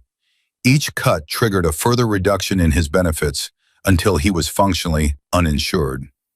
He wasn't performing, he was missing time. He was missing time for chemotherapy, which is protected under the Family Medical Leave Act. Every hour you cut was retaliation against an employee exercising his legal right to medical treatment. That's federal law, Carl, not a suggestion. Carl's face reddened. You can't prove any of that. I can prove all of it. I have his pay stubs. I have the insurance transition letter. I have the dates of every hour reduction matched against his chemo schedule. But here's what really interests me. Diesel flipped a page. Mark Donovan, 2022. 5 years at your company. Diabetes, kidney disease requiring dialysis. You cut his hours from 40 to 20. He lost coverage. He resigned in January 2023. Carl said nothing. Angela Burrows, 2020. 4 years at your company. Breast cancer, same pattern. Hours cut, insurance downgraded. She left in March 2021. She's still paying off medical debt. I talked to her Saturday night, Carl. She remembers everything. Those are personnel decisions, private. They're a pattern. 3 employees in 5 years, 3 serious medical conditions, 3 identical responses, hours cut, insurance gutted, employee forced out. The Ohio Civil Rights Commission calls that systematic discrimination. The EEOC calls it retaliation. A jury calls it worth about $200,000 in damages, per plaintiff. Carl sat down. He didn't choose to. His legs just stopped holding him. You can't do this. I already have. Here's where we are. I'm filing complaints Monday morning with the Tennessee Human Rights Commission, the Department of Labor and Workforce Development, and OSHA. I've already spoken to Mark Donovan and Angela Burrows. Both are willing to testify. I've also spoken to 4 of your current employees. Diesel glanced toward the window. Danny Cruz and 3 crew members stood by the equipment shed, watching the office. They're interested in being interviewed about workplace conditions. And I've identified the Henderson Project, your biggest current bid. Most commercial contracts have ethics and compliance clauses. An active investigation for labor discrimination tends to make clients nervous. Carl's hands were shaking. The thermos sat on his desk untouched, coffee going cold. You're trying to destroy me. No, you destroyed Ryan Mitchell's life to save $18,000 in premiums. I'm just making the cost accurate. You want to know what your decisions actually cost? An 8-year-old girl named Lily walked 4.1 miles alone down Route 41 to sell her dead mother's wedding ring because her father couldn't afford chemo because you gutted his insurance. That's what $18,000 bought you, Carl. A child bleeding through her shoes on a highway. Carl stared at his desk. His jaw worked. No words came out. Here's what I want. Ryan Mitchell restored to full-time hours immediately. Full benefits reinstated. Back pay for every hour cut since August. That's $7,400. Medical expense reimbursement for costs incurred due to the insurance switch. $14,000. And a written commitment that no employee at Whitfield Steel will face hour reductions during active medical treatment. That's over $20,000. The alternative is 3 simultaneous investigations, 3 former employees filing suit, your biggest client reviewing their contract, and every construction company in Cedar Hill knowing that you abandon your workers when they get sick.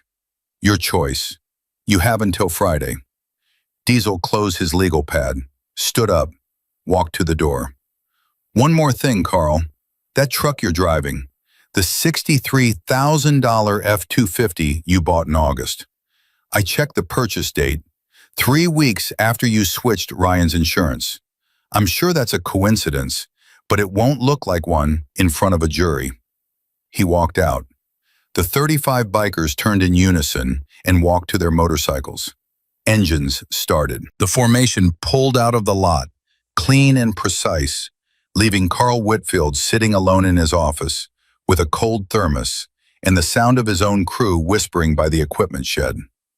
Danny Cruz knocked on the office door at 8:51. "Boss, is it true? About Ryan? About Mark and Angela?" Carl didn't answer. Danny stood there for a long time. Then he walked away and made a phone call to a number Diesel had given him. By Wednesday, Carl's lawyer called Diesel to discuss settlement. By Friday afternoon, the check was signed. $94,000. Full reinstatement of Ryan's hours and benefits, back pay, medical reimbursement. Carl didn't admit wrongdoing, they never do, but his signature was on the paper, and that was enough. While Diesel handled Whitfield, Bishop handled the church. Bishop, Walter Graves, 67 years old, white beard, retired Baptist minister, drove to Cedar Hill Community Church on Sunday evening. He found Pastor Daniel Price in his study, organizing sermon notes. The pastor looked up and saw a man in a leather vest with kind eyes and an expression that was anything but kind. "Pastor Price, I'm Walter Graves. I left pastoral ministry in 1999 because I got tired of watching churches build policies instead of building people. I'm here about a girl named Lily Mitchell. I don't believe we've met. We're meeting now. Lily Mitchell is 8 years old. Her mother is dead. Her father has cancer. She came to this church asking for help. She was told to pray about it and have her father fill out a benevolence request form." Pastor Price shifted in his chair. "Our benevolence fund has proper procedures. We can't just, there are guidelines. Your benevolence fund has $28,700 in it. I checked. It's in your annual report, which is public. That money is sitting in an account doing nothing, while a child in your own congregation walked 4 miles alone to pawn her mother's ring. I didn't know about. You didn't know because your procedures are designed to keep you from knowing. Deacon board review, attendance requirements, formal applications. By the time your system processes a request, the person who needed help is already drowning. That's not administration, Pastor. That's abandonment with paperwork." Price's face went red, then white. "That's not fair." "Fair? You want to talk about fair?" Bishop leaned forward. "Lily Mitchell stood in your church last Sunday and told a woman named Mrs. Patterson that her father was dying. Mrs. Patterson handed her a prayer card. A prayer card, Pastor. That child needed help, and your church gave her a sunset and a Bible verse. Mrs. Patterson followed our protocol for. Your protocol failed a child. And you know what Lily did after your protocol failed her? She went to a pawn shop. She walked past your church on the way there. 4 miles, right past these doors. And a biker, A man covered in tattoos with a skull on his arm was the first person in this town who said, "I believe you." Bishop stood up. "Tomorrow morning, emergency benevolence distribution. The Mitchell family. No forms, no deacon board, no attendance review, just help. The kind of help a church is supposed to provide. I'll need to consult with Matthew 25:40, Pastor. Whatever you did for the least of these, you did for me. Lily Mitchell is the least of these. She's standing right in front of you. The question is whether you're going to help her or send her to committee." Bishop walked out. He didn't slam the door. He didn't need to. Tuesday morning, Pastor Price personally delivered a check for $4,200 to Ryan Mitchell's apartment. He stood in the doorway holding the envelope, and for a moment, he couldn't speak. Ryan took the check, looked at it, looked at the pastor. "Thank you," Ryan said. "I'm sorry it took so long," Price said quietly. "I'm sorry it took someone else to remind me what the money was for." He left. Lily watched him go from the window. "Daddy, why is the church man crying?" "Because sometimes people forget what they're supposed to do, baby girl, and remembering hurts." 90 minutes later, Mercy pulled her truck into the parking lot of Cedar Hill Regional Medical Center. Ryan sat in the passenger seat. Lily sat in the back wearing her school backpack, holding the stuffed rabbit Gunnar had dropped off on Sunday. The burgundy box zipped safely inside her bag. Ryan's hands were clenched in his lap. His knuckles were white. "Nervous?" Mercy asked. "Terrified." "Good, means you're paying attention.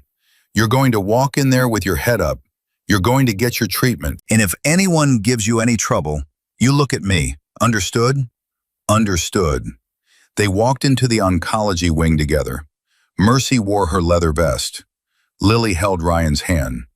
The receptionist looked up, saw the vest, and her expression shifted. Recognition, a flash of something that might have been shame. "Mr. Mitchell, right on time. Dr. Crawford will see you shortly."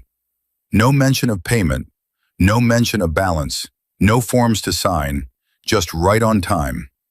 10 minutes later, Ryan was in the infusion chair. The IV port slid into his arm.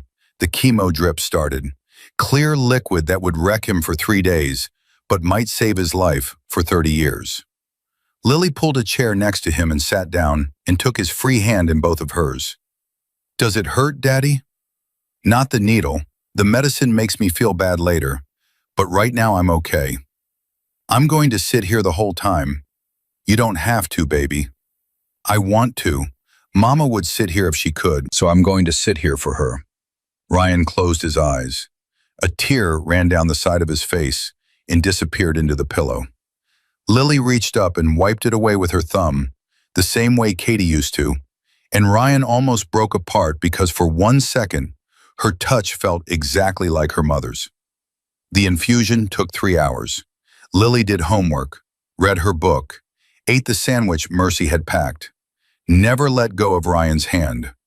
When the IV was done, the nurse removed the port carefully, put a bandage on Ryan's arm, smiled. "See you in 3 weeks, Mr. Mitchell. Round 10. Round 10. Not if you can pay, not pending review, just see you in 3 weeks. Walking out to Mercy's truck, Ryan stopped. He stood in the parking lot and tilted his face up toward the sky and breathed. Just breathed. In and out. The air tasted different than it had that morning. It tasted like something he'd forgotten the name of. Lily tugged his hand. "Daddy, you did it." Ryan looked down at her. 8 years old, brown hair falling out of a ponytail, wearing her dead mother's marathon shirt, holding a stuffed rabbit in one arm and her father's hand in the other, standing in a hospital parking lot like she owned it.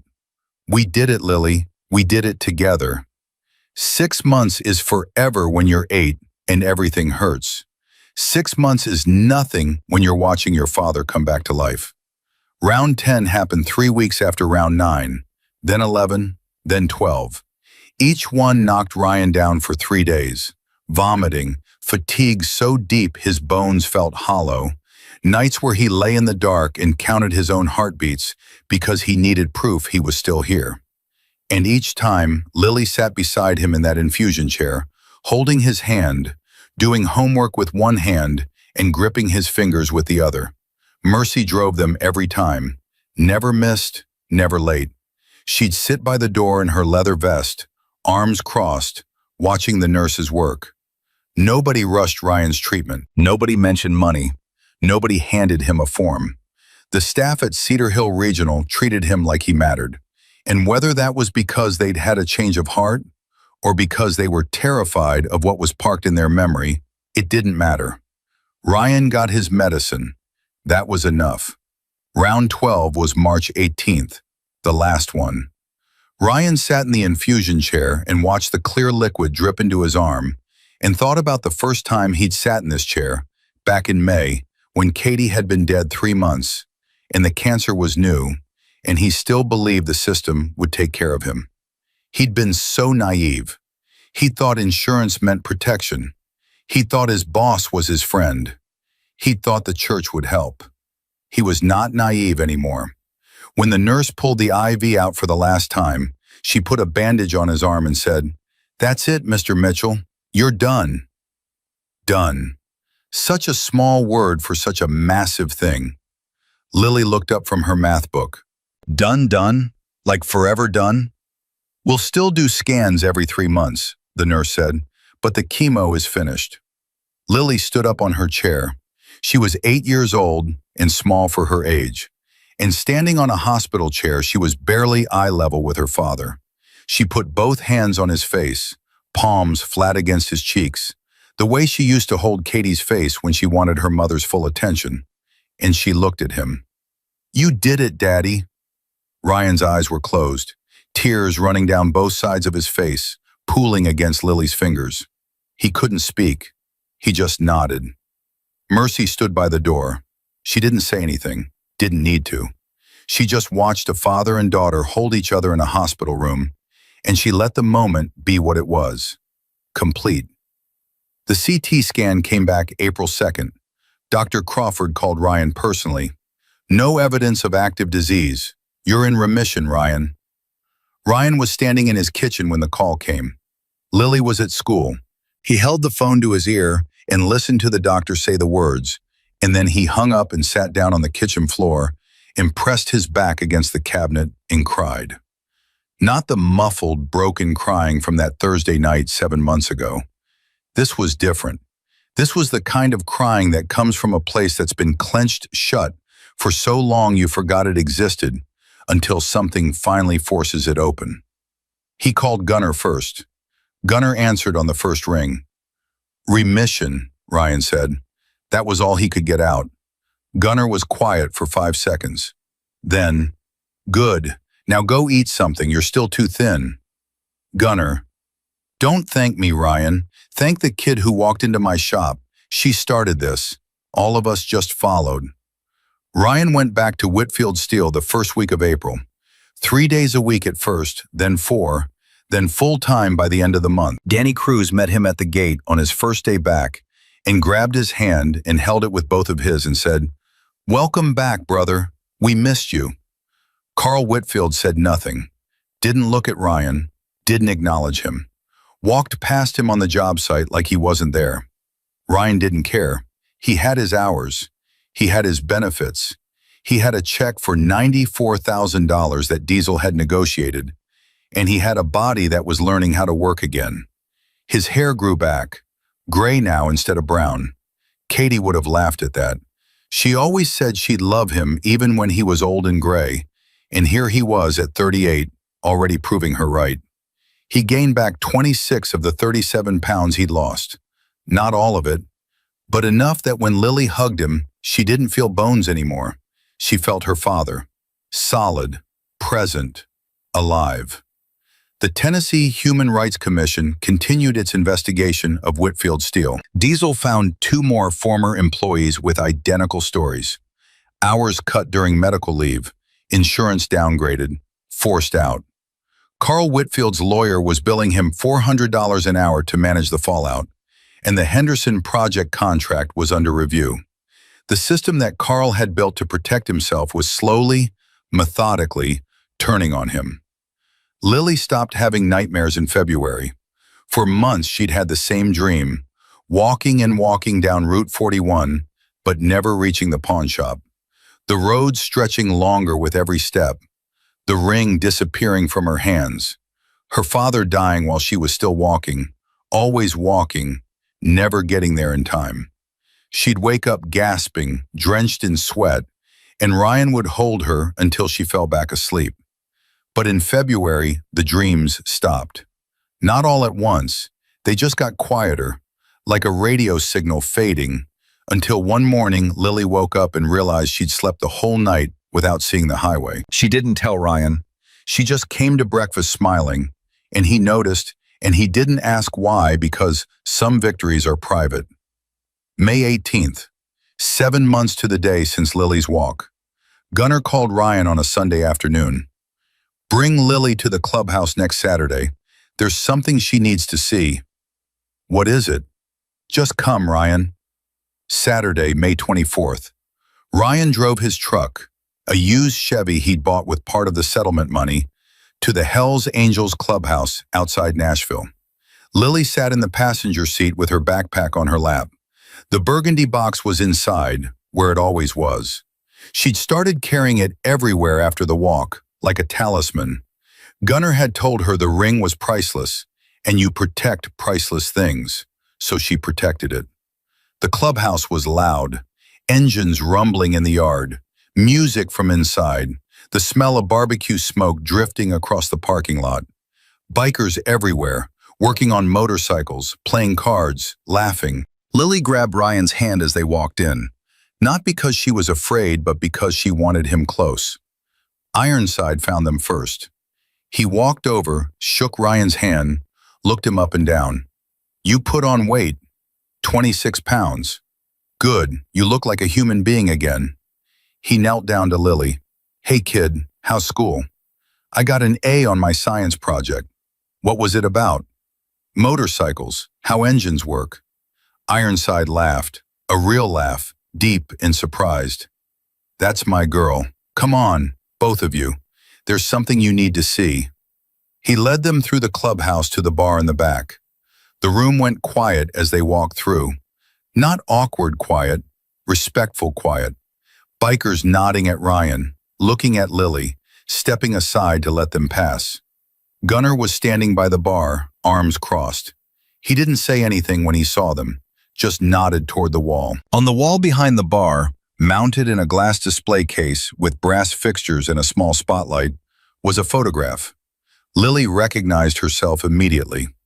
8 years old, brown hair and a lopsided ponytail, wearing her mother's Nashville half-marathon shirt tied in a knot at her waist. Holding the burgundy velvet box with both hands, lifted toward the counter like an offering. Gunnar had taken the picture that day at the pawn shop. She'd never known. Beneath the photograph, mounted on black velvet, was a brass plaque. Lily stepped forward and read it slowly, sounding out the words she didn't know. Catherine Katie Mitchell's wedding ring, carried 4.1 miles by Lily Grace Mitchell, age 8. October 19th, 2025. Love is worth more than gold. This child taught us that courage doesn't wait for permission. This family taught us that fighting for each other is what family means. This story reminds us why we ride. Lily read it twice. Then she looked up at Ironside. Why did you help us? You didn't even know us. Ironside knelt down. His wire-rimmed glasses caught the light. His voice was quiet enough that only Lily could hear. Because you helped yourself first, Lily. You did the impossible thing. You walked alone to save your dad when every single adult told you no. That's the kind of courage we protect. That's what this club is about. But you'd never even met us. We know you now. And once you're family, you're always family. That's how it works. Lily thought about that for a moment. Her eyes moved from the plaque to the photograph to Ironside's face. Then can I come back? To visit? Anytime, kid. This is your clubhouse too. Ryan stood behind his daughter. He couldn't speak. He tried 3 times and each time his throat closed. 7 months ago, he'd been lying on a couch, waiting to die, while his daughter walked a highway alone. Now he was standing in a room full of people who dropped everything on a Saturday night for a stranger, and his daughter's picture was on their wall, and the ring was still in the box, and the cancer was gone, and he was alive. Gunnar walked over, stood beside him, didn't look at him, just looked at the photograph on the wall. "That ring," Gunnar said quietly, "you keep it safe. Someday when Lily's grown, when she's standing at an altar somewhere, that ring goes on her finger, and she'll know the whole story. She'll know her mama's ring saved her daddy's life without ever being sold." Ryan's voice came out rough and broken. "I don't know how to repay this." "You don't repay it, Ryan. You pass it on. You survive. You raise that girl. And the next time you see someone drowning, you be the one who makes the phone call. That's how the debt gets paid." Ryan nodded. He looked at Lily, who was now standing on a bar stool so she could see the photograph better, tracing the glass with her fingertip, touching her own face in the picture. 8 years old, messy ponytail, too big shirt, holding a box that contained everything she had left of her mother and offering it up because she loved her father more than she feared losing the last piece of her mom. If you've ever been Lily, 8 years old and carrying something too heavy because every adult around you said, "Not my problem," your courage matters. Asking for help is the bravest thing you'll ever do. If you've ever been Ryan, working yourself to death while the system invents new ways to abandon you, you deserve to survive. Your life has value beyond what you can produce. If you've ever been Gunnar, someone who saw suffering and decided to act when it would have been easier to look away, the world holds together because of you. And if you've ever been Carl, or Barbara, or Pastor Price, and we have all been them at some point, we have all chosen comfort over courage, you still have time. You can still be the person who sees. You can still make the call. The system didn't save Ryan Mitchell. The government didn't save Ryan Mitchell. The church didn't save Ryan Mitchell. A pawn shop owner who paid attention saved Ryan Mitchell. And then 195 strangers decided one family was worth protecting. That's the power every single one of us has. Not the power to fix everything, just the power to see one person, to take one action, to make one phone call that might change everything. And in Lily's backpack, in a burgundy velvet jewelry box, sits her mother's wedding ring, no longer offered for sale, no longer carried alone across 4-lane highways, just kept safe, waiting for the day Lily will wear it herself. Engraved inside, 2 words that held everything together when everything was falling apart. Forever, Katie. Scuff step, scuff step, scuff step.